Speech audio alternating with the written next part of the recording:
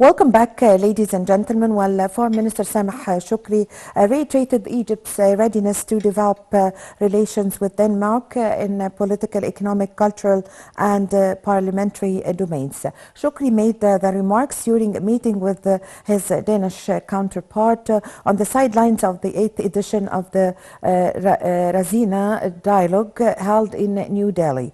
Foreign Minister spokesperson Ahmed Abu Zaid said Shukri congratulated Rasmussen for assuming the foreign ministry portfolio, saying there are promising spheres of cooperation between Egypt and Denmark. He also expressed appreciation for Denmark's hosting of the ministerial climate meeting last year.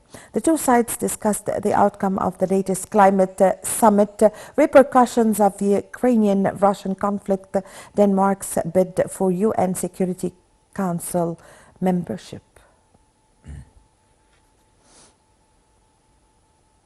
And to shed more light on this, we have the pleasure to have this phone with engineer Dr. Shaimaa Sharqawy, chairwoman of Board of Directors of Studies Institute. Good afternoon.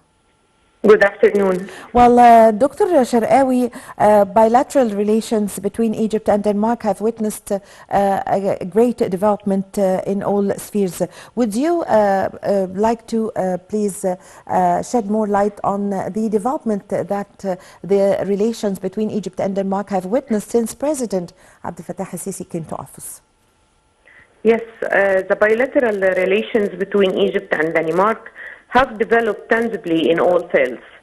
As the talks between the Egyptian presidency and the Danish Prime Minister will witness a number of issues, on top of which is the role of Egypt in the Middle East region, cooperation in the field of combating terrorism and illegal immigration, energy security, and discussing opportunities to develop trade relations, investment and tourism between the two sides, as well as ways to develop cooperation and discuss political and economic relations between the two friendly countries, as well as cooperation and coordination at the international and the regional level.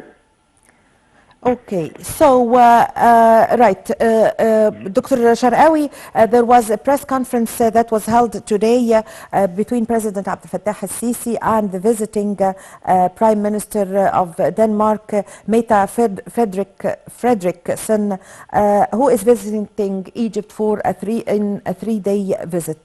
The press conference and the meeting takes place as Egypt and Denmark celebrates 65 years of establishment of the diplomatic ties and relations between the two countries. If you give us an idea about the history of the relations between Egypt and Denmark. The current visit of the Danish Prime Minister consists with the celebration of the 65th anniversary of the diplomatic representation between the two countries. And relations have witnessed the great growth throughout those years as the Danish-Egyptian Initiative for Dialogue, the IDI, was established in Cairo in 2004 in cooperation between the Danish government and the Egyptian one. The general objective is to enhance mutual understanding and support culture and social knowledge between the Egyptian and Danish people. Through dialogue and partnerships, thus strengthening Danish-Egyptian relations and increasing cooperation opportunities between the two countries. The initiative works in the fields of culture, media, and civil participation with a focus on engaging youth and women, so it will enhance the relations between each other. Yes, so Dr. Shaimaa, what is the size of the investments between Egypt and Denmark and how would this boost the economy in Egypt? The Danish communication is important for Danish strategic accounts. The opportunity that exists in Egypt due to its geographical location, the economic zone of the South Canal allows cooperation between Egypt and Denmark in the fields of transport and maritime shipping. Yes, yes. So also there was they settled that there would be agreements or cooperation between the two countries in several fields in transport, energy, environment, maritime, several fields. If you shed light on this, please.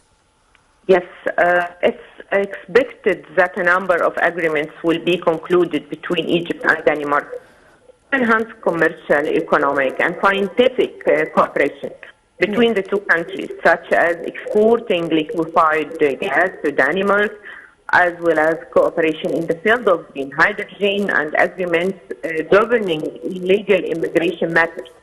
Yes. This file represents a great challenge for members in the Union of Countries for the Mediterranean, especially after the repercussions of the Russian-Ukrainian war. Yes, yes.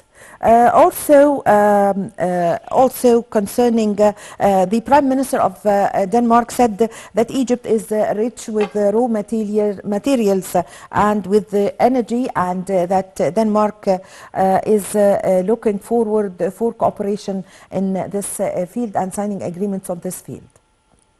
What's your comment? Yes, that's right. We talk about yes. strategic accounts of Danish as an opportunity that exists in Egypt due to the geographical location, advanced infrastructure, economic zone. All of this is benefits for Denmark. Yes. So on the cultural level and education, there are also a kind of cooperation between Egypt and Denmark. How do you see this also? We mentioned before that the cultural relations between Egypt and Denmark came with the launch of the Danish-Egyptian Initiative for Dialogue, DIDI, in Cairo in 2004, in cooperation between the Danish government and the Egyptian one. The general objective is to enhance mutual understanding and support cultural and social knowledge between the Egyptian and Danish people. Through dialogue and partnership, thus strengthens Danish-Egyptian relations and increasing opportunities for cooperation between the two countries in job opportunities, study, tourism, and so on. Yes, yes. Also, Prime Minister of Denmark have thanked President Abdel Fattah al-Sisi and Egypt for successfully organizing and hosting the COP27 conference of climate change that took place last November in Sharm el-Sheikh city. What's your comment on this?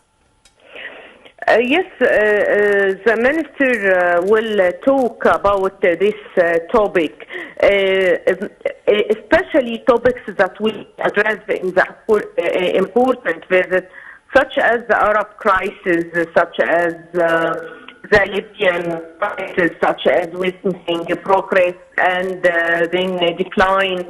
And what you said about COP27, the call for respect for human rights, respect for people's rights to self-determination, along with the repercussions of the war between Russia and the crisis of high energy prices and supply shortages. Yes, I thank you very much for your time. Thank you for your valuable information.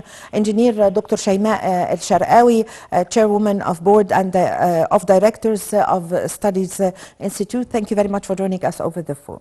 Well, Foreign Minister Sameh Shoukry signed with his Danish counterpart a memorandum of understanding on high-level political consultation between the foreign ministries of both countries. The foreign ministry said in a statement that the memorandum of understanding is concerned with high-level political consultations on the bilateral relations and regional and international issues of mutual concern. The details in the following report. Foreign Minister Sameh Shoukry and his Danish counterpart Jeppe Kofod signed in Copenhagen in 2022 a memorandum of understanding to boost consultation on bilateral ties as well as regional and international issues amid a ministerial climate